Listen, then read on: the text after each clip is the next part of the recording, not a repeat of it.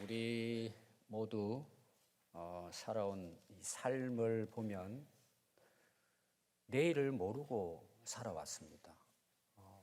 또 내일을 맞이할 것도 우리가 모릅니다. 그래서 우리가 살아가는 이 시대를 불확실한 시대, 알 수가 없다는 거죠. 근데 오늘 일단 우리나라만 봐도 굉장히 우울한 시대입니다. 미래의 희망이 사라져가는 시대, 그 시대를 지금 우리가 살아가고 있습니다. 그래서 대부분의 사람들이 살다 보면 어려운 게 있잖아요. 고민이 있고 또 실패가 있고 아픔이 있고 여러 가지 자기들 나름대로의 어려움들이 있습니다. 그럼 대부분 이걸 어떻게 해결하느냐 하면은 술로 해결하려고 합니다. 우리나라 술 문화가 그래요. 힘들고 어려우면 그냥 한잔하고 퍼마시고 떨어지고 자고 또 아침에 일어나서 또 하루를 시작하고. 우리나라 이 술 문화가 사실은 굉장히 심각합니다. 더 안타까운 것은 젊은이들이, 지금은 학생들도 자기들끼리 만나가지고 술 파티합니다. 또 이제 수능 끝났기 때문에 그동안 이제 수능 시험 치른다고 얼마나 고생을 많이 했어요. 친구들 만나고 그냥 또 마시는. 그렇게 해서 뭔가 그 어떤 아픔 또 그 괴로움, 살아가다 보면은 일어나는 여러 가지 그런 고민들을 술로 해결하려고 해요. 그럼 우리 예수님을 믿는 그리스도인들은 어떨까요? 여러분들은 어떻게 해결하십니까? 당연히 우리는 기도하고 말씀으로 이기죠. 근데 상당히 많은 그리스도인들 중에도 그냥 술로 해결합니다. 제가 오래전에 그 여러 교회의 성도들, 특히 이제 목회자 또 장로님들 모시고 우리 이제 중국의 그 사역지를 돌고 그리고는 또 백두산까지 한 일주일 동안 투어를 했습니다. 이제 오랫동안 옛날에는 그 백두산 가는 게 굉장히 힘들었어요. 길도 비포장도 많이 있고. 제 옆에 서울의 어느 큰 교회인데 그 상당히 큰 회사의 회장님이신데 장로님이 오셨어요. 아주 그 성격이 걸걸하세요, 그냥. 그럼 제 옆에 앉았어요. 그래서 거의 일주일을 같이 다녔는데 어느 날 저보고 물어보는 거예요. 목사님, 교회에 집사님들이 한잔하고 오면 어떻게 하시냐고 저보고 물어봐요. 한잔하면 안 되죠. 그렇게 했더니 그분 말씀이 그래요. 목사님, 남자들 직장생활 힘들어요. 한잔하고 오는 거 좀 봐줘요. 이해를 해요. 그러는 걸 저보고. 저는 이해한다고. 우리 제자반 다 아시죠? 이해해요. 술 끊으라고 해본 적이 한 번도 없어요. 근데 훈련하다 보면 거의 대부분 끊어요. 또 끊고 나서 지금 또 드시는 분도 계실지는 저는 몰라요. 우리 그리스도인들이 그런 힘들고 어려운 걸 술로 풀어야 할까요? 물론 어렵고 힘든 게 많이 있죠. 요새는 여자분들도 뭐 한 잔씩 하더라고요. 애들도 그래, 애들도. 여러분, 우리는 인생을 살아가면서 똑같이 세상 사람들처럼 어려움을 당합니다. 그럼 여러분, 우리가 어떤 걸 풀고 기뻐하기 위해서, 행복하게 살기 위해서 세상 사람들처럼 그렇게 살아야 할까요? 여러분, 기쁨은 크게 두 가지로 나눌 수 있습니다. 외부로부터 오는 기쁨이에요. 행복이에요. 예를 들어서 누가 나에게 잘해준다든지 또 뭐 자녀들이 잘 커준다든지 그거 다 행복이죠. 또 회사가 잘 돼가지고 뭐 직장 생활이 좋아서 또 수입도 많아진다든지 그건 뭐 기쁘고 즐거운 일이죠. 그러나 그것은 영원하지 않아요. 그것도 한때들이에요, 한때. 또 하나의 기쁨이 있어요. 내 안에서 나오는 거예요. 내 속 사람으로부터 내가 그 기쁨을, 그 행복을 내가 결정하는 거예요. 그러니까 어떤 환경 속에서도 우리 그리스도인들은 기뻐할 수 있고 이겨낼 수 있어요. 한 잔 안 해도. 사람들 찾아다니면서 막 풀지 않아도, 물론 푸는 것도 여러분 우리에게 도움이 됩니다. 친구들 만나가지고 어려움도 이야기하고 그때그때 필요하죠. 그러나 그게 사실은 해답은 아니에요. 그것이 우리에게 영원한 기쁨과 행복은 주지 못해요. 그러니까 주님이 내 안에서 주시는 그 기쁨은 세상의 어떤 것보다 비교할 수가 없어요. 오늘 저는 거기에 대해서 말씀을 드리는데 영원한 기쁨을 누리자는 거죠. 하나님이 주시는 그 기쁨을 우리가 누리자는 거예요. 그래서 오늘 여러분 읽은 말씀은 그 누가복음 10장은 1절부터 오늘 그 17절 앞에 구절의 내용이 뭐냐 하면 예수님이 제자들을 데리고 다니면서 이제 전도를 하십니다. 같이 다니면서. 그런데 12제자도 있지만 70명의 제자가 나와요. 그래서 그 70명을 2명씩 짝을 지어가지고 예수님이 복음 전하려고 하는 여러 가지 마을과 도시로 보내는 거예요. 너희들 가서 복음을 전해라 하는 내용이 이제 1절부터 그 내용 여러분 읽어보시면 거기 나옵니다. 추수할 것은 많은데 일꾼이 적다. 내가 너희들을 보내는 것이, 세상으로 보내는 것이 어린 양을 이리떼 가운데 보내는 것 같다. 참 고난의 길이라는 거죠. 어떤 일을 당할지도 모른다는 것입니다. 그래서 그 집에 들어갈 때는 먼저 평안을 빌어줘라. 그럼 말만 평안일까요? 우리가 그들을 위해서 평안을 빌고 기도해 주는 그 평안이 어디서 나올까요? 그게 하나님 나라 때문이에요.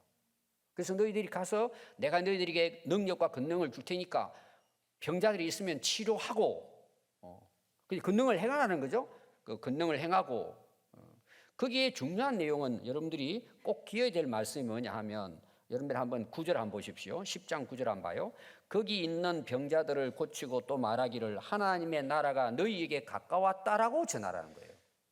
또 거기 11절을 보시면 너희 동네에서 우리 발에 묻은 먼지도 너희에게 떨어버리노라. 그러나 하나님의 나라가 가까이 온 줄을 알라. 결국은 이들이 가서 전하는 게 뭘까요? 하나님 나라가 가까웠다는 거예요. 그 하나님 나라가 가까웠단 말은 예수님이 오셨다는 거예요. 오늘로 말하면 예수 믿으면 영생도 얻고 구원도 얻고 하늘나라 간다는 거죠. 그래서 예수님이 처음부터 마지막 승천하실 때까지 예수님이 하신 일이 뭐냐? 하나님의 나라 일, 하나님 나라의 복음을 전하셨습니다. 그럼 오늘날 우리가 전해야 될 복음이 뭘까요? 하늘나라를 전해야죠. 오늘 말하면 천국이 있다는 걸 전해야죠. 그리고 천국에 갈 수 있는 길이 예수님이라는 걸 전하라는 게 그게 복음 전하는 거예요. 교회에 데려오는 것도 중요해요. 그러나 복음 전도는 예수님이 우리의 구주가 되시고 그 예수님께서 우리에게 주시는 영생과 구원과 천국은 예수님 믿으면은 다 하나님이 선물로 주는 것인 것을 전달하는 거예요. 전달. 전도의 의미는 전달이에요. 누구를? 예수님을 전달하고 예수님을 통한 구원, 영원한 생명, 천국을 우리는 전하는 것이 전도예요. 물론 그분들을 교회로 데려와서 이제 말씀으로 양육을 해야 되겠죠. 전도의 가장 중요한 것은 천국 복음을 전하는 거예요. 여러분 예수님이 오셔서 마지막까지 처음부터 끝까지 하신 말씀이 천국 복음이에요. 천국이 가까웠다. 회개하라. 천국이 가까웠다. 이게 예수님의 복음이에요. 오늘 우리가 전해야 되는 것입니다. 그러면 예수님이 오셔서 천국 복음만 전했습니까? 환자도 치유했습니다. 배고픈 사람 먹였습니다. 귀신도 쫓아냈습니다. 기적을 베풀었습니다. 그러나 그게 목적일까요? 아닙니다. 그럼 오늘날 우리가 교회를 오늘도 여러분 나오셨습니다. 오늘 우리가 왜 교회에 나와야 될까요? 우리가 왜 예수님을 믿어야 될까요? 여러분들이 자주 듣지만 이 말씀을 여러분들이 마음으로 받아들이지 않으면 딱 문 열고 나가면 잊어버립니다. 그럼 잊어버린다는 게 왜 문제가 되느냐? 옛날처럼 그대로 세상에 나가서 사는 거예요. 하나님 말씀이 들어오지 않으면, 이 천국 복음이 들어오지 않으면 예배는 드려요. 또 어떻게 드리는지 저는 모르죠. 하나님은 여러분 아실 거예요. 그 마음을. 그냥 앉아서 있다 가는 거예요. 말씀에 집중하기보다는 딴 생각하는 거예요. 딴 생각. 앉아만 있는 거예요. 그냥 앉아만.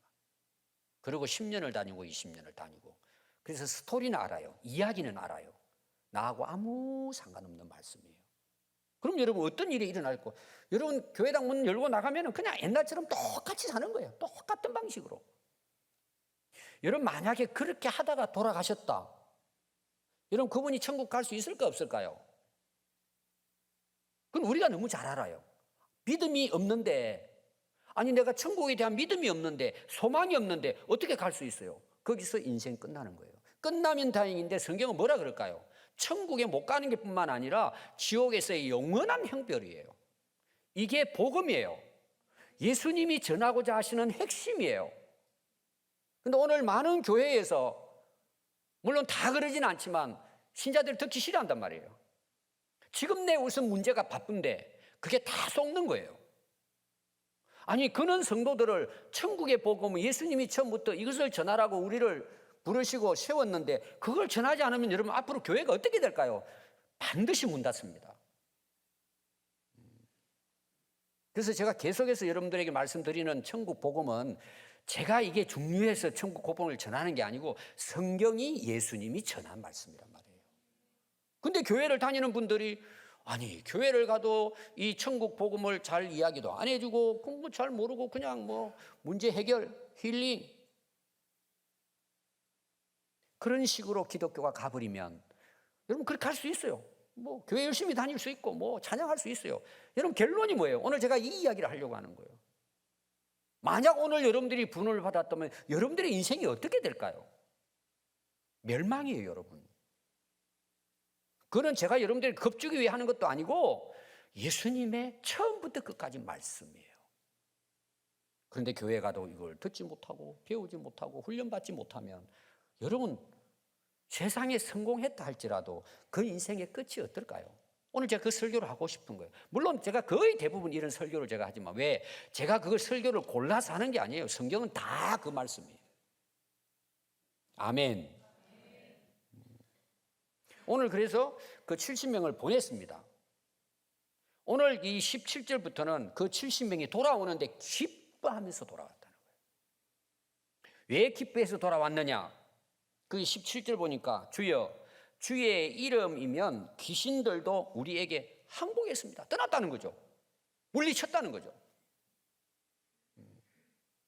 여러분 그것은 그 당시 제자들을 잘 생각해 보면은 얼마나 기뻐했을까를 알 수 있어요.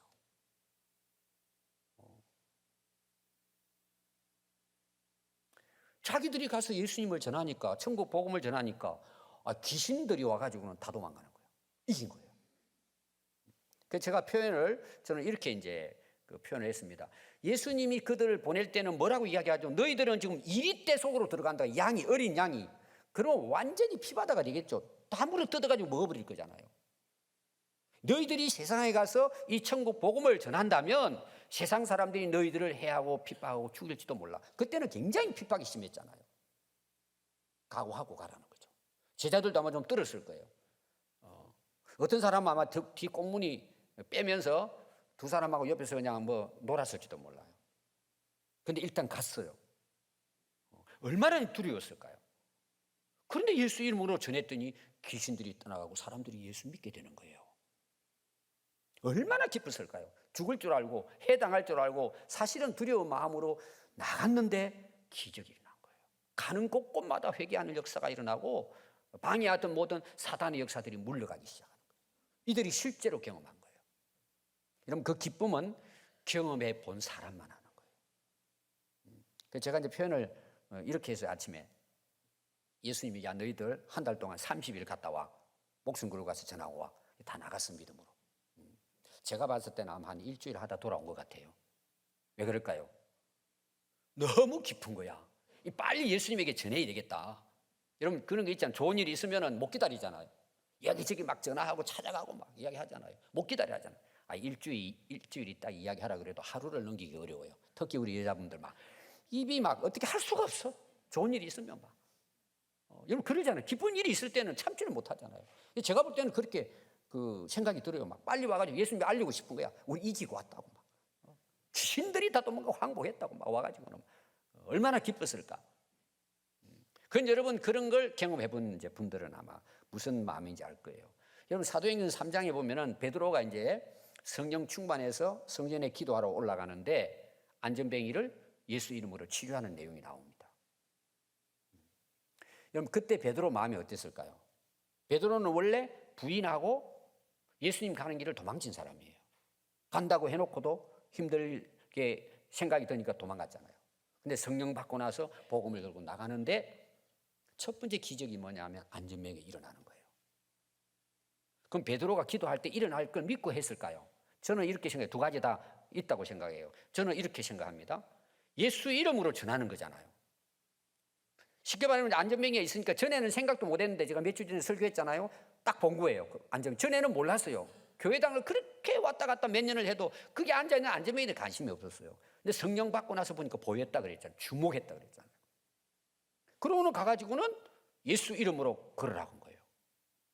저는 이제 이런 쪽으로 그 해석을 한 가지 해석이 뭐냐 하면 베드로는 그냥 예수 이름으로 기도해 준 거예요. 오늘로 말하면. 그런데 안전병이 일어난 거예요. 여러분 베드로 어땠을 것 같아요? 그럼 난 천국 가서 물어보십시오. 뒤로 반쯤 나자빠지지 않았을까?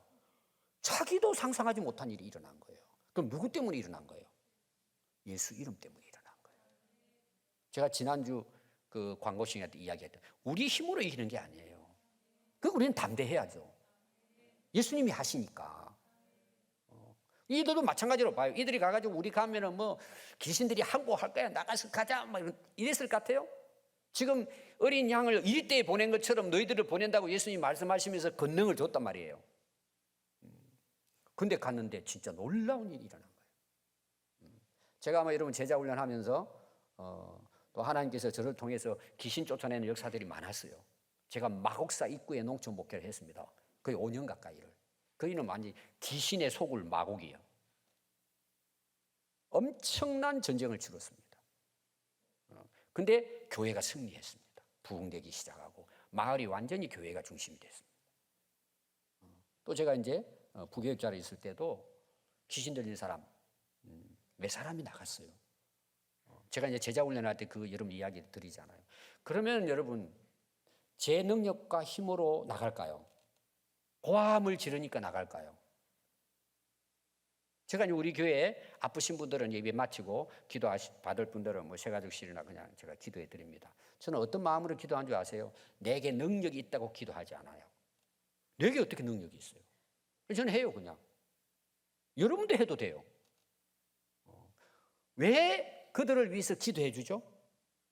예수 이름의 권능이 있기 때문에. 하나님이 기도를 응답하시면 이루어지기 때문에. 저는 그거 믿고 기도하는 거예요. 우리 근사님들은 옛날에 부흥의 스타일이라 저는 어떨 때는 이제 힘이 나면은 물론 막 흔들어가면서 기도하지만 뭐 간절함이 있잖아요. 그러나 저는 평상시 기도하는 것처럼 기도해요. 그래서 어느 근사님이 딱 끝났더니요 고개를 딱 들면서 다시 해달래요. 그래서 왜 해달라는 건 세게 해달래. 다시 말하면 머리를 흔들고 이렇게 하라는 거지 이렇게. 그래야 뭔가 기도 받는 것 같은. 그래서 제가 근사님하고 그래서 그럼 근사님 제가 기도하는데 제가 왜 기도하고 근사님 왜 기도 받으러 오셨습니까? 아니 말라고 하죠. 그러면은 세게 하든 조용히 하든 치료 받으면 안 됩니까? 그랬더니 웃으시더라고. 이제 그때는 그게 뭔 말인지 알고. 제가 세게 한다고 여러분 귀신 나가면은 여러분 귀신 다 쫓아낼 수 있어요. 절대 그러지 않아요. 여러분들도 기도할 수 있어요. 근데 귀신이 귀신 같지 않은 게 뭐냐? 여러분 안에 주님이 계신지 성령님이 계신지를 다 압니다. 저는 많은 경험을 해봤기 때문에 제가 할 거 없어요. 그런데 제 안에 누가 계시죠? 하나님 함께 계시잖아요. 여러분 하나님 함께 안 계십니까? 예수님이 우리 안에 거하지 않습니까?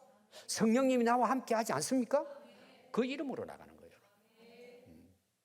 그래서 목사님 그럼 어떻게 제가 이제 귀신 들린 사람이나 좀 이상한 사람이 있으면 눈을 쳐다보라 그랬거든요. 어떻게 쳐다봐야 되냐고 주고 물어보더라고. 어떻게 쳐다봐야 되냐고. 대부분 그래요. 눈을 갖다가 어떻게 쳐다봐요? 뚜렷하게 쳐다봐야 되는데 막 쌍심지를 키우고 뭐 이런 거 있잖아요. 여러분 그런다고 사단 나가면 다 떠나죠. 평소태 눈을 보고 해도 됩니다. 근데 자기가 해보세요. 여러분들 한번 귀신 들린 사람 기도해 보세요. 벌써 내 마음속에 져요. 두려워요. 그러면 저쪽에서는 달려듭니다. 여러분. 여러분들 한번 기회 되면 해보세요. 오늘 제 강조가 뭐냐 그러면은 예수 이름으로 복음을 전하든 예수 이름으로 기도를 하든 예수 이름으로 사업을 하든 모든 것은 내 능력이 아니라는 걸 여러분 기억해야 합니다. 오늘까지 여러분 살아온 삶도 마찬가지예요. 여러분 오늘 걸어오셨죠? 여러분들은 다 그럴 거예요. 밥 먹고 건강해서 힘줘서 걸어온다. 맞아요. 그것도 맞아요. 근데 만약에 하나님께서 창조한 이 우주의 원리를 스톱시킨다. 우리가 더 쉬운 예를 들면 우리가 이건 알잖아요. 중력이라는 거 알잖아요. 지구가 돌아가도 제 아래에 있는 게 아래로 떨어지지 않고 계속 돌아가잖아요. 중력 때문이란 말이에요. 중력이 사라져버리면 우리는 공중으로 그냥 그 우주의 미아가 돼버립니다. 그럴 수가 없어요, 여러분.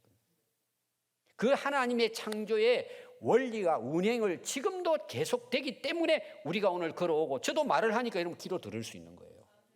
조금만 생각해도, 우리가 이 상식적인 생각만 해도 우리 힘으로 여러분 사는 게 아닙니다. 모든 역사가 마찬가지입니다. 예수 이름의 권세가 있는 것입니다. 하나님의 은혜로 역사가 일어나는 것입니다. 근데 제자들은 지금 여러분 잘 보세요. 그 말을 여러분들이 잘 보세요. 우리에게 항복했다고 이야기해요. 아니, 자기들 때문에 항복했어요? 많은 사람들이 착각하는 게 이런 부분이에요. 그래서 여러분 은사주의를 조심해야 되는 부분이 이거예요. 우리 교회도 몇 년 전에 어느 유명한 그 은사 집회하는 장로님이 월명 체육관에서 연합 집회에서 우리 교회도 수요일 저녁에 같이 갔어요. 제가 한번 딱 보고는 우리 신자들도 안 간대.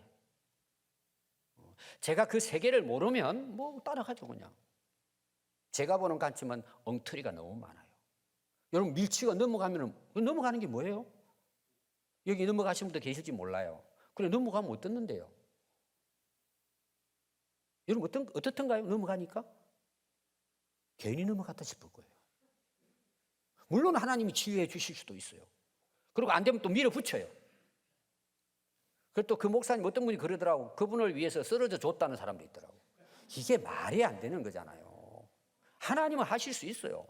근데 자기 의지로, 자기 어떤 방식으로, 여러분 절대 그런 데 가지 마요. 말씀 하나만 내 안에 들어와도 우리 인생이 바뀌어집니다. 그 예수님은 내가 모시지 않고 뭔 그런 데 가가지고 머리 뒤밀고 그렇게 하지 마요. 예수 이름이 권세가 있는 거예요. 그걸 체험해야죠. 그리고 여러분들이 이제 귀신 들린 사람만 여러분 귀신 쫓아내는 줄 아세요? 여러분 중에도 귀신 들린 사람 많습니다. 여러분 진짜 무서운 귀신은 어떤 귀신인 줄 아세요? 표가 안 나요. 내가 미쳤다 그러고 미친 귀신 들린 사람들 행동을 하면 예수 이름으로 쫓아내면 되는데 우리 안에 들어있단 말이에요. 근데 본인도 몰라요.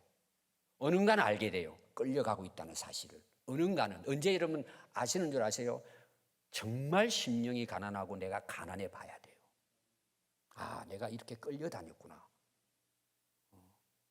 사실 여러분 제가 새 가족하고 제자 훈련은 제가 영적 전쟁이라 그러잖아요. 거기서 자유해야죠. 오늘 말씀도 마찬가지예요. 하나님의 역사로 모든 것이 일어나는 것입니다.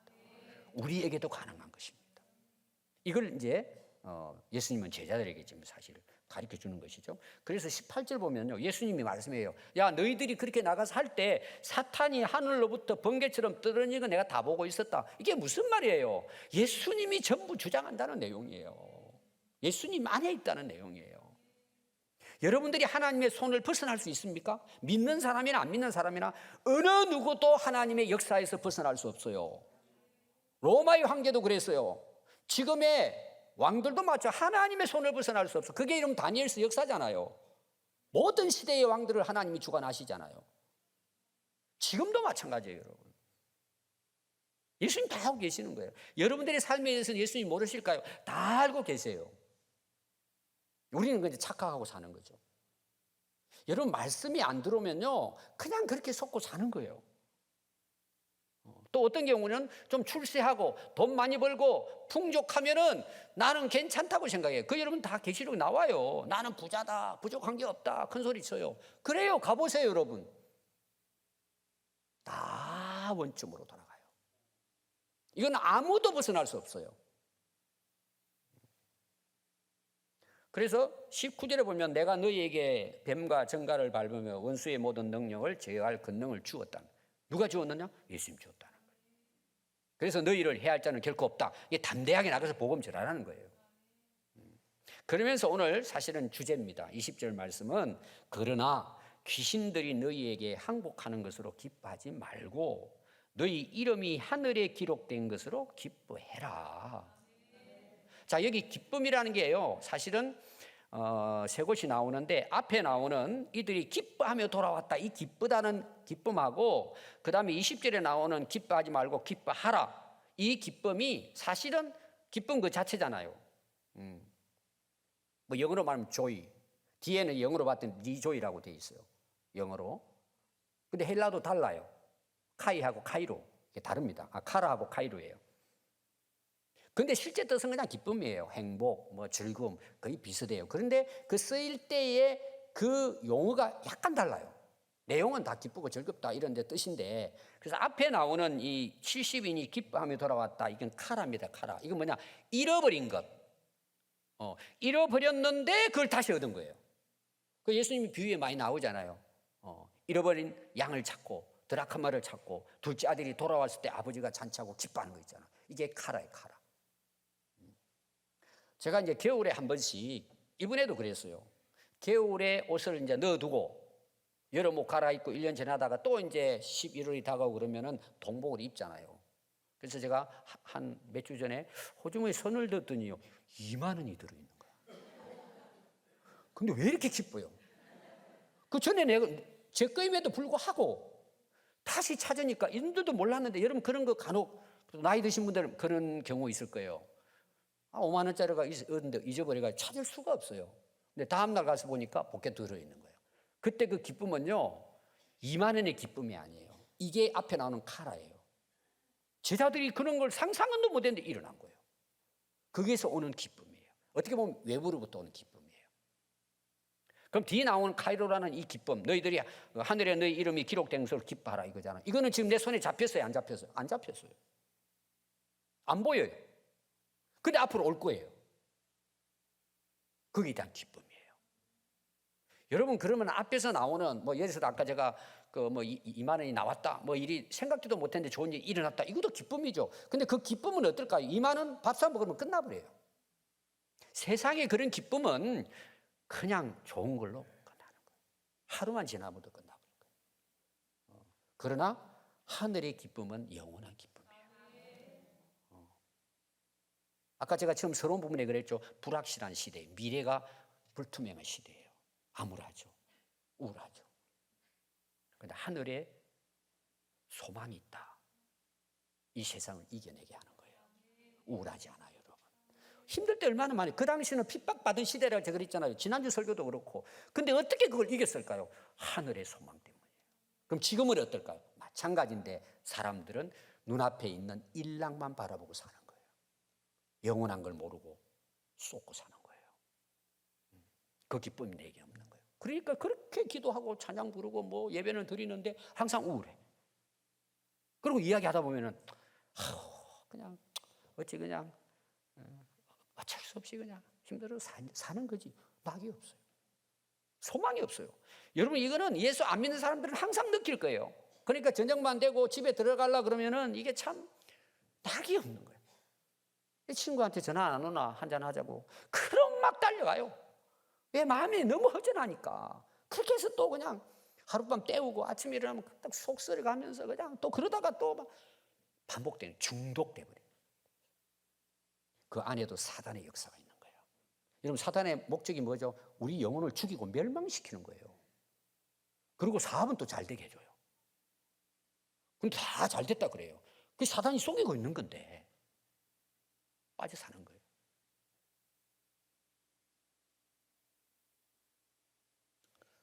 여러분, 마태복음 5장 11절에 보면요, 예수님이 하신 말씀입니다. 복에 대한 내용이에요. 예수님의 이제 산상수훈에. 그리고 마지막 부분에 나오는 이제 팔복 중에 그 복입니다. 거기 보면 이렇게 기록되어 있습니다. 나로 말미암아 예수님을 위해서 복음을 위해 살아가는데 너희를 욕하고 박해하고 거짓으로 너희를 거슬러 모든 악한 말을 할 때 너희들이 복이 있대요. 아니, 무슨 복이에요? 이게 망하는 건데, 고통인데 그 복이래요. 그 왜 복이라고 했느냐? 이유가 뒤에 나옵니다. 기뻐하고 즐거. 이게 기쁜 일이라는 거예요.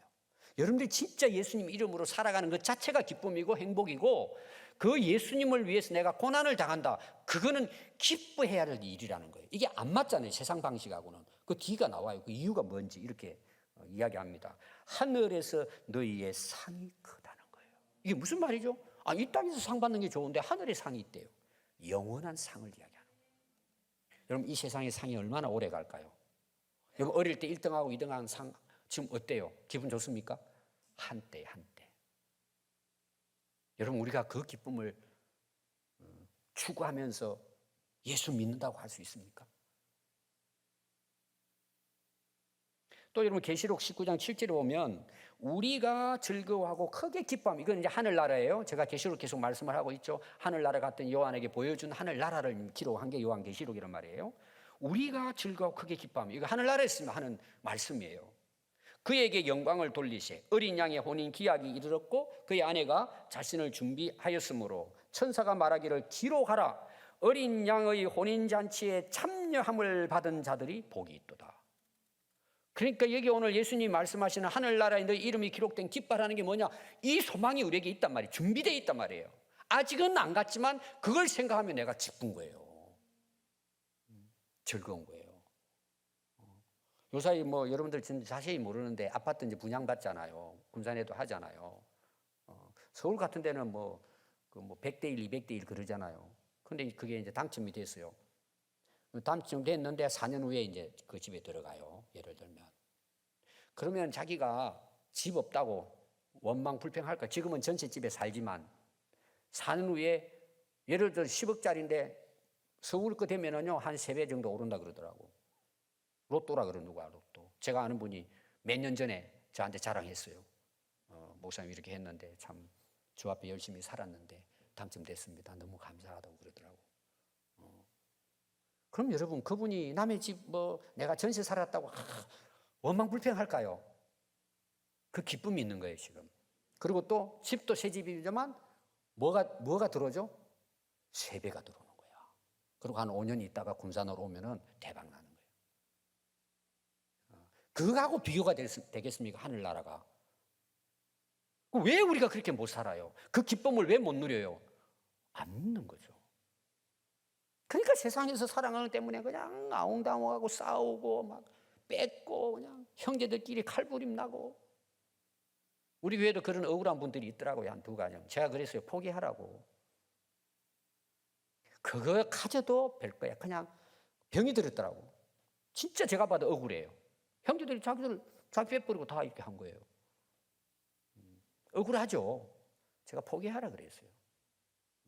시간이 지나면은 그거 별거 아니에요, 여러분. 근데 여러분 이게 쉬운 일이 아니잖아요. 실제로 여러분 어떤 사람이 세상을 이기느냐? 이 기쁨이 있는 사람만이 행복할 수 있어요. 이길 수 있는 거예요. 속으로는 좀 그렇지만 이겨내는 거예요. 여러분 요한계시록 2장 7절에 보면 귀 있는 자는 성령이 교회들에게 하시는 말씀을 들을지어다. 이기는 그에게는 내가 하나님의 나군에 있는 생명나무 열매를 주어 먹게 하리라. 여기 보니까 하나님의 낙원이에요. 이 낙원이 뭐예요? 에덴 동산이에요. 예수님이 강도에게 약속한 게 뭐예요? 마지막 믿고 난 너는 오늘 나와 함께 낙원에 있을 거라는 거예요. 우리가 가야 할 곳이에요. 이게 우리의 소망이에요. 그걸 생각하면 이 땅에 좀 힘들고 어려워도 기뻐하면서 믿음을 우리 선배들은 이겨낸 거예요. 또 여러분 요한계시록 3장 5절에 보면 이기는 자는 이와 같이 흰옷을 입을 것이요 내가 그 이름을 생명책에서 결코 지우지 아니하겠다는 거예요. 그리고 천사들 앞에서 하나님 아버지 앞에서 내가 시인하겠다는 거예요. 요한계시록 20장 12절에 보면 또 내가 보니 죽은 자들이 큰 자나 작은 자나 그 보좌 앞에 서 있는데 그 보좌는 하나님 보좌 앞에 서요. 우리 다 서요, 여러분. 죄인들이 재판석에 딱 앞에 서듯이 다 섭니다. 전부 다 섭니다, 우리가. 근데 거기에 재판석 앞에 뭐가 있느냐 하면은 책들이 펴져 있어요. 책들은 뭐예요? 수많은 책들이. 이게 2000년 전에 그 당시 문화로 기록했기 때문에 책들이라고는 오늘날 하면 뭘 같아요, 여러분? 빅데이터. 이 세상 70억, 80억 인구의 모든 인적 자원이 조그마한 박스 안에 다 들어가요. 그 모든 태어날 때부터의 모든 그 삶의 것들이 지금은 그런 컴퓨터에 어마어마한 저장 용량을 갖고 있어요. 제가 이제 전에 있던 교회에 부목사로 있을 때 한 분이 이제 약간 귀신 들린 일이 있어가지고 제가 1년 동안을 데리고 다니면서 사무실로 데려오고 말씀 전하고 했는데 떠났어요. 그렇게 우리 교회 와가지고 처음 초창기 때 와서 황태성 집사님이라고 우리 교회 간증했어요. 그분이. 근데 제가 이제 그 부목사로 떠나온 지 지금 32년이니까 지난 우리 남전도에 그 순회 예배 우리 교회 드렸는데 그 동생이 온 거예요. 황태군이라고. 그때는 청년이었어요. 32년 전이니까. 그래서 이제 다시 회복이 돼가지고 부천에다가 그 동생하고 그때 로봇 기계를 만드는 공장을 세웠어요. 제가 가서 기도해주고 왔어요. 자기도 너무 놀라고 목사님 그동안 찾아뵙지 못해서 그렇습니다. 왔더라고요. 그래서 지금 뭐 하냐 그랬더니 USB 공장으로 바꿨대요. 그게 그냥 우리가 말하는 게 새로운 USB를 하는데 저장 용량이 어마어마한 거예요. 저는 이제 그런 걸 모르죠. 그래서 아니 그럼 내가 선교지를 자주 가는데 다음에 갈 건데 그 선물로 사역자를 주면 좋겠다. 목사님 그거 필요하세요? 그러더라고요. 필요하지. 얼마든지 또 전도용으로 내가 쓰고 싶다 그랬더니 목사님 원하는 대로 인쇄해서 주겠대요. 그 이제 그 디자인이 나왔어요. 근데 이제 얼마나 뭘 넣어야 될지 모르니까 뭐 찬양곡하고 제 설교하고를 이제 넣으려고 또 빈 것하고 이렇게 했는데 제가 모르니까 김민철 집사님하고 이제 그 집사님하고 연결을 해줬어요. 저장 용어는 모르게 목사님 이거 1000편을 넣어도 된대. 얼마나 큰지 요만한 데다가 깜짝 놀랐어요. 그래서 저는 속으로 또 하나님께서 이 칩에다가 우리 개인적인 그냥 손톱만 한 개다 다 집어넣을 수 있겠구나. 그리고 올려놓고 그냥 틀어주는데 한순간에 보여주는 또 장치가 돼 있을 것 같아요. 하늘나라는. 여러분 그 앞에 아무도 쓸 수 없어요. 아무도 쓸 수 없어요. 변명할 수 없어요. 여러분 다 드러나요. 그게 여기 나오는 책들이에요. 한 사람도 거기에는 변명할 수 없어요. 어느 누구도 하나님 앞에 설 수 없어요. 여러분. 근데 우리가 어떻게 그 하나님 나라의 잔치에 참여할 수 있죠? 그리스도의 피밖에 없는 거예요. 그래서 제가 계속 앞에 설교했잖아요. 어린 양의 피. 그리고 씻음받은 사람 외에 조건 딱 하나예요. 이런 자만 거기에서 통과하는 거예요. 근데 거기 보면 또 하나 여러분 그 책이 있습니다. 무슨 책이냐면은 펴져 있고 곧 생명책이라 죽은 자들이 자기 행위에 따라 기록된 대로 심판을 받더라. 이 책이 펴져 있고 또 다른 책이 있어요. 아까 제가 설명할 때 앞에 나오는 책이 생명책이고 뒤에 나오는 것은 그 다른 책이 생명책이고 곧 앞에 있는 것은 제가 조금 전에 이야기한. 그럼 생명책이 뭘까요? 출석부예요. 우리가 학교에 여러분들 그 입학하면은 거기 가면 선생님이 딱 출석 부르잖아요. 여러분들 다 강시부터 해가 쫙 이름 불러가잖아요. 합격한 자들만 이름 부르는 거예요. 제가 중고등학교 때는요. 제가 중학교 들어갈 때는 무시험 제도로 갔습니다. 저 형님까지는 시험을 치고 갔어요. 중학교 들어갈 때 그때는. 근데 이제 우리 형은 공부를 좀 잘했어요. 거의 1등을 했습니다. 그래서 그때 이제 시험을 제가 합격을 하는데 합격자를 어떻게 발표했느냐. 제가 지금 기억이 나요. 형이 이제 그 진주 시내로 유학을 갔는데 농촌에서 공부해가지고 그 발표를 하는데 라디오를 켜놓고 1번, 8번, 7, 이렇게 번호를 불렀어요. 옛날 분들은 그거 기억날 거예요. 공부 못하신 분들은 그 뭔지도 모르고 귀를 대고 이렇게 하다가 딱 번호 오잖아요. 그러면 막 난립니다. 근데 그 학교에서 유일하게 몇 년 만에 진주중학교를 들어갔어요. 그래서 오늘 말하면 현수막 걸고 막 그냥 동네 잔치였습니다. 그때 막 지르고. 여러분 서울대 그때 당시가 이제 최고 또 엄청나게 많이 갔죠. 10대 1 될 때도 있었고 가마다. 그럼 여러분 서울대 그때 이제 그 발표를 하는데 운동장에서 했어요. 그렇게 해가지고 게시판을 걸어놓고는 이름을 쭉 쓰는 겁니다. 그때는 아마 한 학년이 10,000명은 됐을지도 몰라요. 그 많은 걸 다 써놓고는 그 운동장에 가족 친지들 다 가가지고 그 이제 그 번호를 보는 거예요. 이름하고 쭉 보고 딱 이름이 나왔잖아요. 그래서 TV 그때는 영상으로 방영을 했습니다. 그거를 해마다 그랬을 거야. 제가 막 부모님이 얼싸안고 막 울고 기뻐하고 어떤 사람들 막 뒤로 나자빠지고 막 그거 여러분들 옛날 분들은 그런 그 뉴스 보셨을 거예요. 근데 떨어져서 이름이 안 보여. 아무리 찾아봐야 안 보여.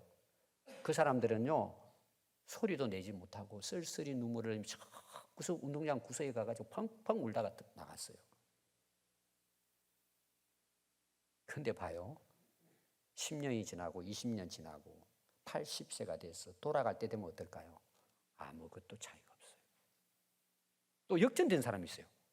그게 떨어졌는데 나중 봤더니 그 사람은 엉망이 되고 이 사람은 떨어진 게 오히려 더 성공한 세상으로 봤을 때 역전도 일어나고 있어요. 어찌되든 여러분 최고의 대학을 가고 졸업해서 좋은 직장 생활을 한다 할지라도 시간이 흘러 지나다 보면 결국은 뭐예요? 걷지 못할 때도 오고 그 성공이라는 것이 결국은 가서 허무하게 끝나는 게 우리 인생이에요. 이거는 여러분 성경 말씀이 아니고 실제 우리가 살아가고 있어요.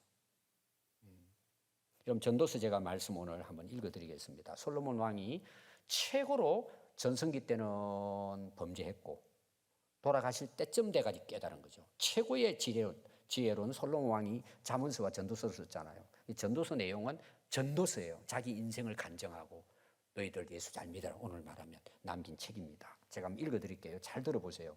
여러분 찾아서 함께 읽으실 분들은 전도서 2장 1절을 찾으시면 되겠습니다. 제가 읽어드리겠습니다. 나는 내 마음에 이르기를 자 내가 시험 삼아 너를 즐겁게 하리니 너는 낙을 누리라 하였으나 보라 이것도 헛되도다.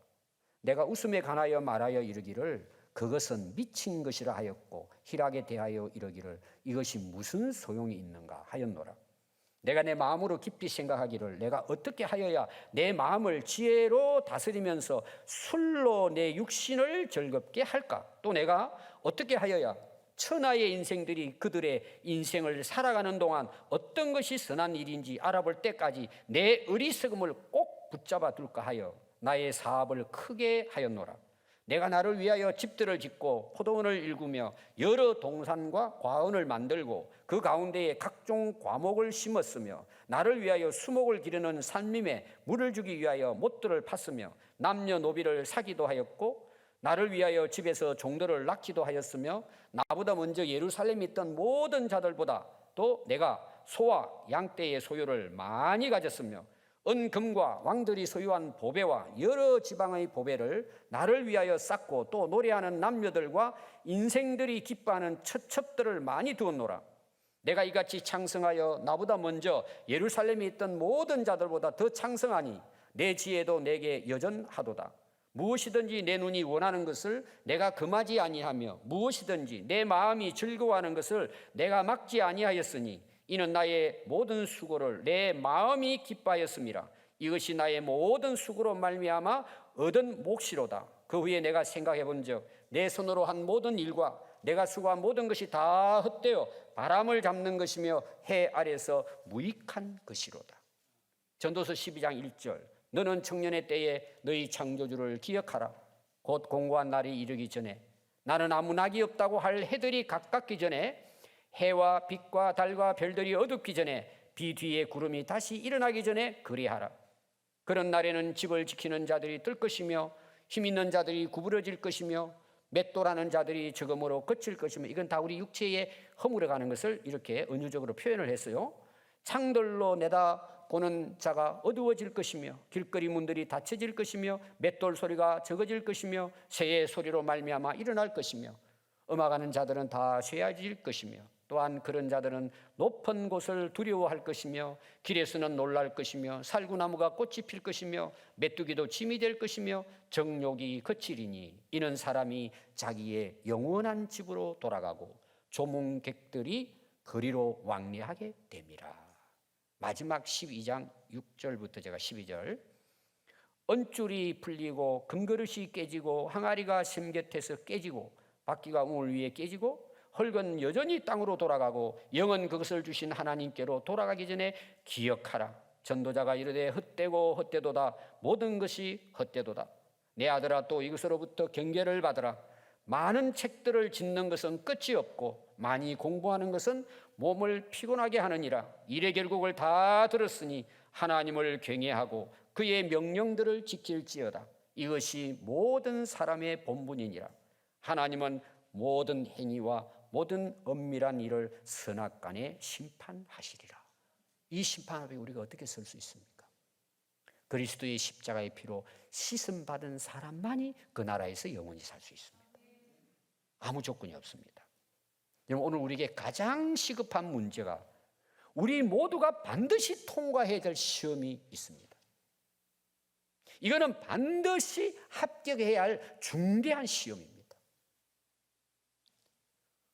하늘나라 합격자 생명책에 자신의 이름이 기록되는 것입니다.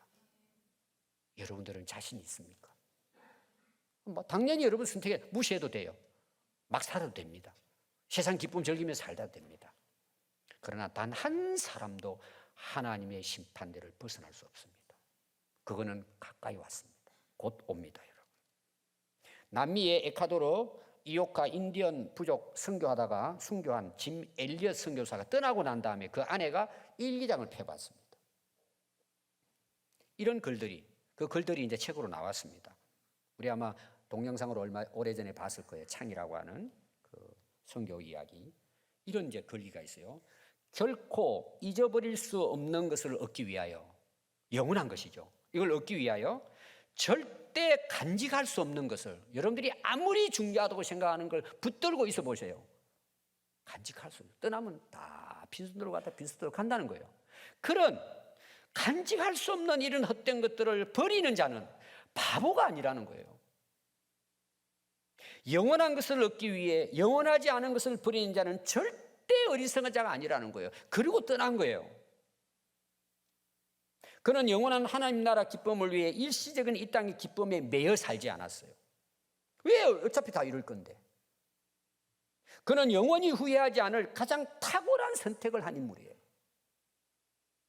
그래서 그는 천국에서 하나님 아버지와 어린 양 예수 그리스도와 함께 영원한 기쁨을 누리고 있습니다. 영원하지 않는 것은 진정한 기쁨이 아닙니다. 행복이 아닙니다, 여러분. 일시적인 기쁨에 중독되면 결코 영원한 기쁨을 가질 수 없습니다. 여러분, 예수님이 이 땅에 왜 오셨을까요? 이 기쁨을 우리에게 주시기 위해 오셨어요. 그래서 예수님의 복음이 기쁨의 소식이에요. 이 땅의 기쁨이 아니라 영원한 하나님 나라 천국의 기쁨을 주시기 위해서 오신 거예요. 성탄절은 바로 그걸 우리에게 다시 한번 깨우쳐 주는 날이에요. 우리 한번 같이 기도하겠습니다.